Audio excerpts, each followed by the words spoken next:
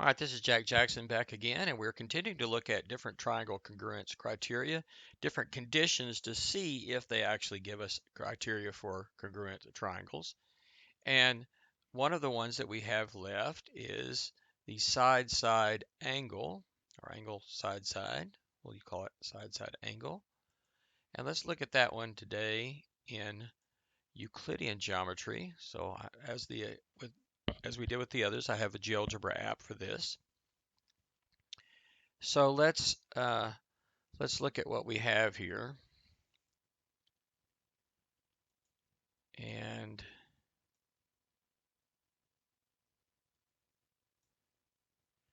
let's start this way. We're actually going to do it backwards. We're going to do angle side side. So we'll start by constructing an angle. It's going to be given by, no, that's the side, excuse me. This is the angle. Could be obtuse, could be acute. Okay, so we have something there. Next, we do the adjacent side. So we pick some side length there. So for example, let's make it 12 units, maybe 12 centimeters or something like that, some distance unit. And some angle. We can type an angle in here in radians. Let's just do 1 radian. Okay, or degrees. We can also do degrees there. Let's see, 35 degrees, let's say. Okay, and then we know that if we have this angle and this side, working from the right back to the left, we know that we have 2 of the points, and now we want to find the third side. Well, the third side has to come, it has to meet at B here, and it also has to go down somewhere to this ray down here. But we know its length is given by this first side measurement, which is going to be this green one here. So we take this green distance here, let's say take 3 for example, and make a circle. Now we see we have a problem.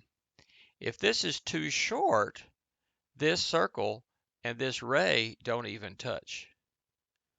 So if it's too short, there's no such triangle actually possible. Okay, well, what if it's a little longer? Well, there is a spot. There's a spot. I probably can't get exactly to it. I can give you an example. Let's see. Let's do this. Let's do this one. We'll do something easy. 5 here, and say 3 here.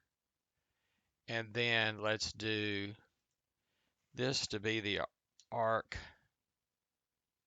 sine of 3/5. And if you get it like that, it turns out that this circle is exactly tangent to this line. In that case, we do have exactly one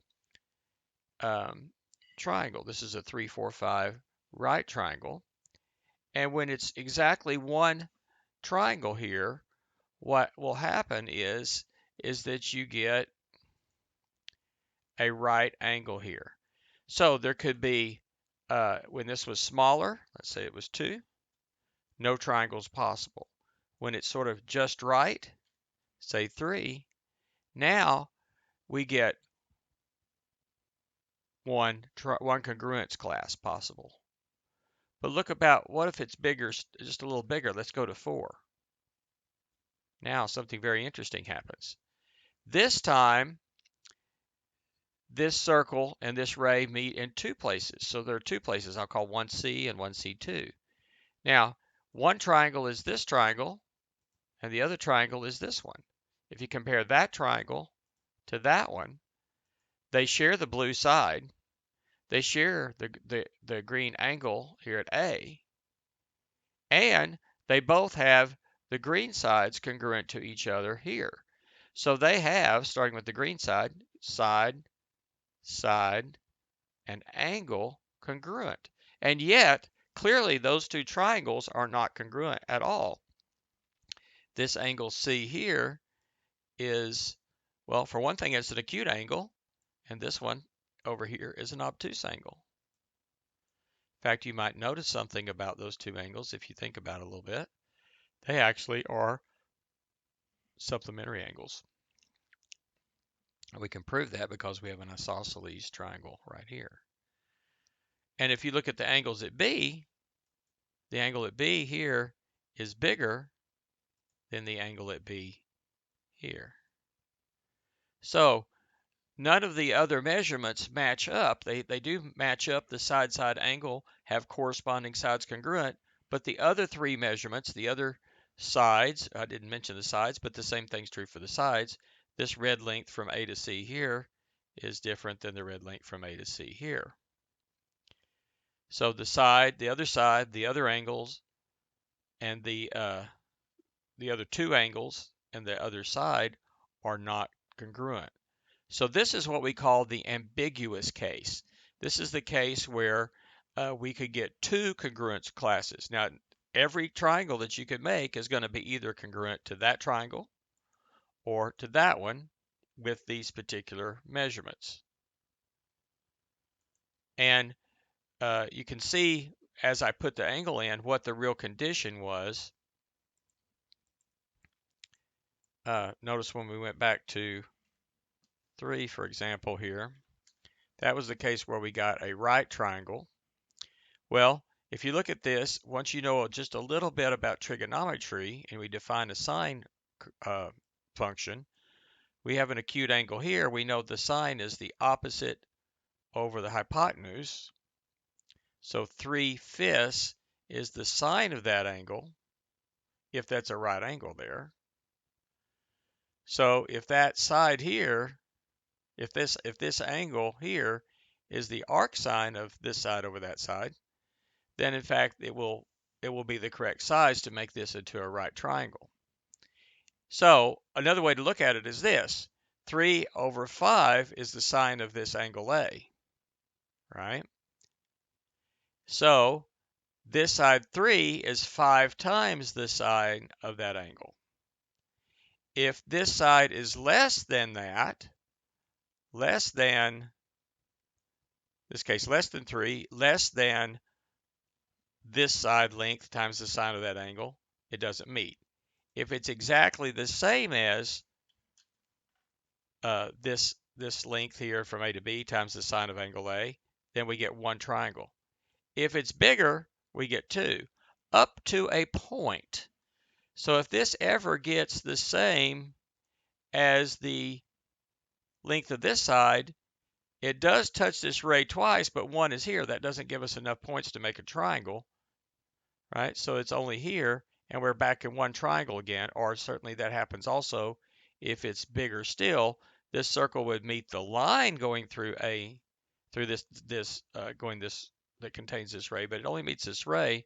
Only would meet the line twice, but the ray only once. So if we have this side here, this original side, that's the green one, that's the first side listed. If it's bigger than the second side or the same in length, then in fact you're back to one triangle possibility. So it basically goes 0. So when you're looking at it, it goes from 0 to 1 to 2, back to 1 congruence classes is possible, depending on what those measurements are and depending on the relative side of that first side compared to the second side in that angle there. Okay, so because this side angle includes this case where there are two possible congruence classes, this is we call this the ambiguous case. Actually, not the side angle in general is not an ambiguous. Sometimes it's not ambiguous at all. With certain measurements, there is one congruence class. But there are some measurements where we do get an ambiguous case where there are two different congruence classes of triangles. So we could get non-congruent triangles. So a couple of things. One thing is the side angle criteria we see is not enough to guarantee the triangles are congruent, at least in Euclidean geometry here. And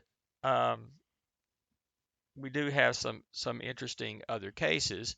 It also shows you that in general, three sides or three measurements being congruent in pairs between triangles, corresponding congruent pairs, is not going to be enough, depending on what they are. In this case, the side-side angle, it's not necessarily enough to make the two triangles congruent. Now, if we have a little extra information, namely, if we know that this side here is greater than the length of this side, okay, the green one's bigger than the red blue one or the same, then you're back to one triangle possible. In other words, that's the first side is bigger than the second side. So sometimes we'll list that as capital S, lowercase s, a situation, and that is the side-side angle criteria with something extra. The extra is that first side is the same length or longer length than that adjacent side, right? The one opposite the angle is bigger. Now, one way that you can get that side to be guaranteed to be bigger is this.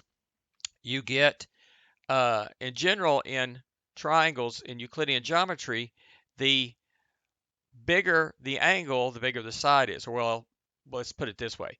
The largest side is opposite the largest angle measure. So the longest side is opposite the angle with the biggest measure.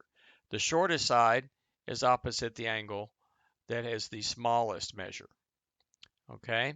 So if we could guarantee that this is an obtuse angle or a right angle to begin with, if we set the angle to be bigger to where it's obtuse, the only way you're going to get a triangle out of it at all is going to be for this side to be longer, right? You can't make it to where it's going to have two cases here. Now it could be too short to reach, right? But it can't be long enough to reach twice, right? If it's longer than distance from A to B, yeah, it's going to reach that ray exactly one time. So that puts you in the big S, little sa criteria if you know that this angle is obtuse or a right angle. Let's make it a right angle. Right angle is pi over 2 radians or 90 degrees. So now we have a right angle. And so sometimes you'll see the big S, little sa referred to as the hypotenuse leg situation. Big S is the hypotenuse, little s is the leg, and the A is assumed to be a right angle. So the hypotenuse leg for right triangles is enough, and which is just a special case of the big S, little sa.